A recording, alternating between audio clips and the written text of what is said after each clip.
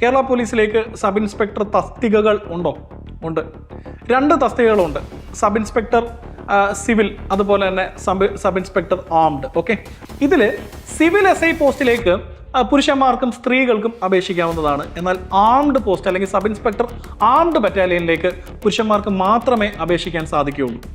PSCയുടെ ഈ വിജ്ഞാപനത്തിൻ്റെ ഒരു പ്രത്യേകത, ഓപ്പൺ കാറ്റഗറിയിലുള്ളവർക്ക് പുറമെ മിനിസ്റ്റീരിയൽ സ്റ്റാഫിലും അതുപോലെ തന്നെ കോൺസ്റ്റാബിളറിയിലുള്ളവർക്ക് ഉദ്യോഗ കയറ്റത്തിൻ്റെ ഭാഗമായിട്ട് സബ് ഇൻസ്പെക്ടർ പോസ്റ്റിലേക്ക് അപേക്ഷിക്കാനും ഇതേ പരീക്ഷ തന്നെ ആയിരിക്കും. അതായത് ഇവരെല്ലാവരും എഴുതാൻ പോകുന്ന എക്സാം ഒന്ന് തന്നെ ആയിരിക്കും.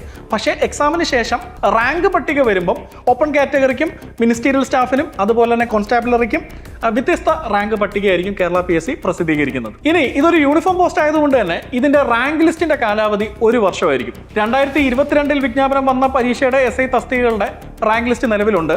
2023 വിജ്ഞാപനം വന്ന് പ്രിലിംസും മെയിൻസും കഴിഞ്ഞ് നമ്മളിപ്പോൾ അതിന്റെ ഫിസിക്കൽ ടെസ്റ്റിലേക്ക് പോകാനായിട്ട് ഉദ്യോഗാർത്ഥികൾ തയ്യാറായിക്കൊണ്ടിരിക്കുന്ന ഒരു കാലഘട്ടമാണ്. എന്ന് വെച്ച് കഴിഞ്ഞാൽ 2024 ഈ വരാൻ പോകുന്ന വിജ്ഞാപനം അനുസരിച്ചിട്ട് ഇതിന്റെ റാങ്ക് ലിസ്റ്റ് നിലവിൽ വരിക 2026 അതായത് നിങ്ങൾ 2024 ഈ പരീക്ഷയ്ക്ക് അപേക്ഷിച്ച് നിങ്ങൾ അതിന്റെ റാങ്ക് ലിസ്റ്റ് പ്രതീക്ഷിക്കേണ്ടത് 2026 അതിന്റെ കാലാവധി 2027 അവസാനിക്കുകയും ചെയ്യും.